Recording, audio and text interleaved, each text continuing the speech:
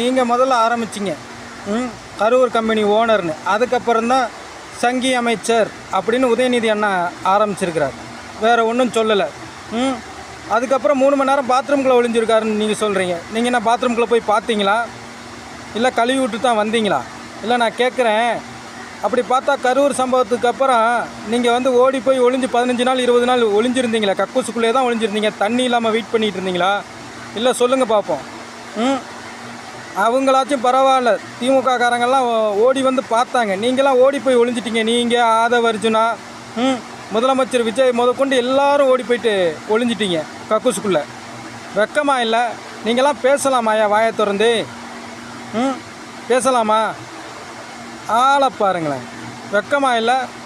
சட்டசபையாக வேறு என்ன நினச்சிங்க? மக்களுக்கான பிரச்சனையை எடுத்து வச்சு பேசுவீங்கன்னு பார்த்தா ஆளுக்காளி சண்டை ஓடி திரியிறீங்க. வெக்கமாக இல்லை? கார்லாம் உங்களுக்கு தேவையா?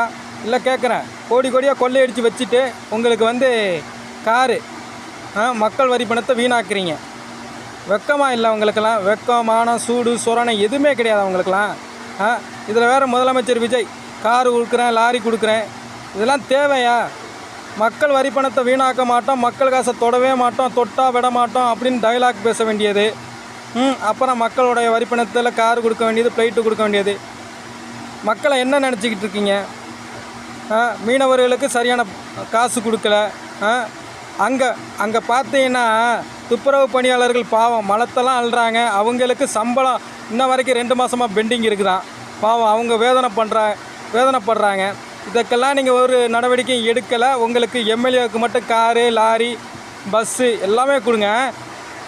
பாவம்யா, கஷ்டப்படுறவங்களுக்கு இது பண்ணுங்கய்யா. அதை விட்டுட்டு விவசாய மக்களுக்கு எதுவும் பண்ணலை, செவிலியர்களுக்கு ஒன்றும் பண்ணலை, யாருக்குமே எதுவும் பண்ணலை. மக்கள் வரி பணத்தில் காரு, எம்எல்ஏவுக்கெல்லாம் காரு. சௌமியா அன்புமணி அவர்கள் வந்து எங்களுக்கு காரு வேண்டாம் அப்படின்னு சொல்லிட்டாங்க. திமுக காரங்களும் காரு வேண்டாம், எங்கள் 59 சட்டமன்றங்களுக்கு காரு வேண்டாம்னு சொல்லிட்டாங்க. இப்போ உங்களுக்கு மட்டும் எதுக்கியா காரு? சைக்கிளில் வாங்க, பைக்கில் வாங்க. அதுக்கு கூட காசு இல்லை. மக்கள் வரி பணத்தை ஏன் வீண் பண்ணுறீங்க? சி, வெக்கமாக இல்லை உங்களுக்கெல்லாம்? இதில் வேறு நாங்கள் தான் நல்லது பண்ணுறோம், திமுக ஒழிக, புதிய கட்சி தாவேக்கா வாழ்க அப்படின்னு கோஷம் வேறு போட்டுக்கிறானுங்க. மானக்கேடா இல்லை உங்களுக்கெல்லாம்? அங்கெல்லாம் கதறி அழுதுகிட்டு இருக்கிறாங்கய்யா. மக்களோட வீட்டை இடிக்கிறீங்க, எல்லாம் பண்ணுறீங்க. உங்களெல்லாம் என்னென்னையா சொல்கிறது? மக்கள் உங்களை நம்பி ஓட்டு போட்டால் புதிய ஆட்சி வரும், மக்கள் நிம்மதியாக இருப்பாங்கன்னு பார்த்தா இப்போவும் பழையபடி தான் தொடருது. வெக்கமாக இல்லை? எந்த ஆட்சி வந்தாலும் இந்த மாதிரி தான் நிகழ்து.